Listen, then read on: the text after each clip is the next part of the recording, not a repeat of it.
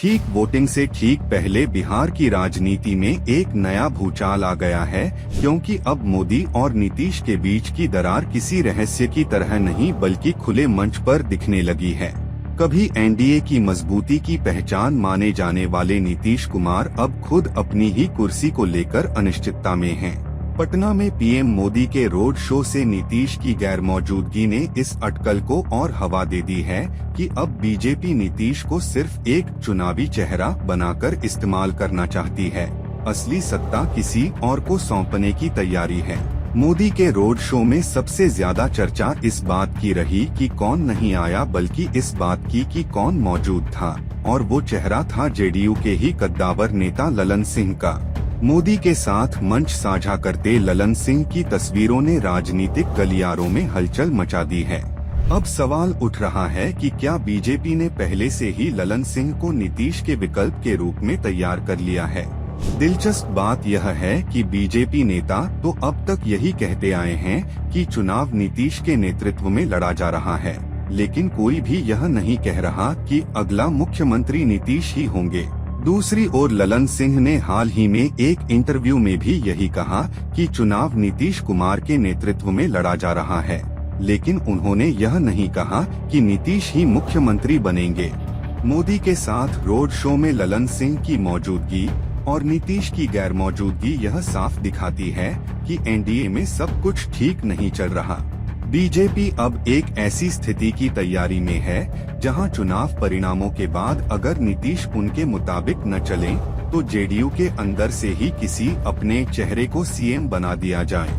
ललन सिंह के बीजेपी के प्रति झुकाव किसी से छिपे नहीं हैं। वो मोदी की तारीफों के पुल बांधते नजर आते हैं और पार्टी के भीतर उनकी पकड़ भी मजबूत है।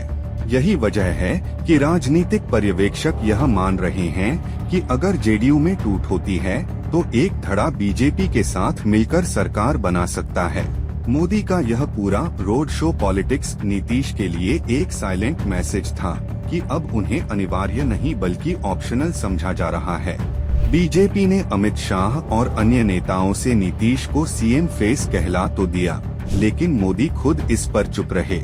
वहीं मोदी ने विपक्ष पर वार करते हुए कहा कि आरजेडी ने कांग्रेस की कनपट्टी पर कट्टा रखकर सीएम पद हथिया लिया। यह बयान सिर्फ विपक्ष को नहीं बल्कि अपने गठबंधन की अंदरूनी फूट को ढकने की कोशिश थी, जबकि महागठबंधन में पहले से तय था कि तेजस्वी यादव ही मुख्यमंत्री पद का चेहरा होंगे।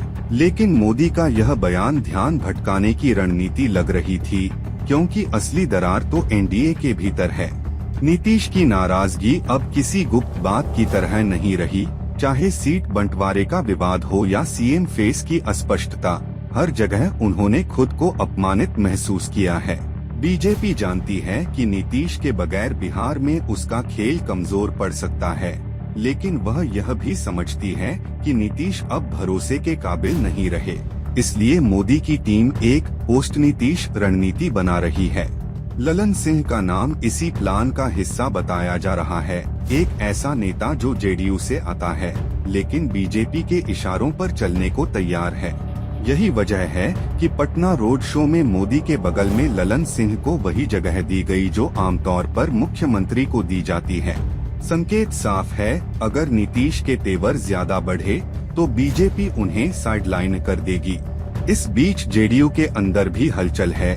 कुछ विधायक खुले तौर पर कह रहे हैं कि उन्हें दिल्ली से निर्देश मिल रहे हैं। मतलब यह कि पार्टी दो हिस्सों में बंटने की राह पर है।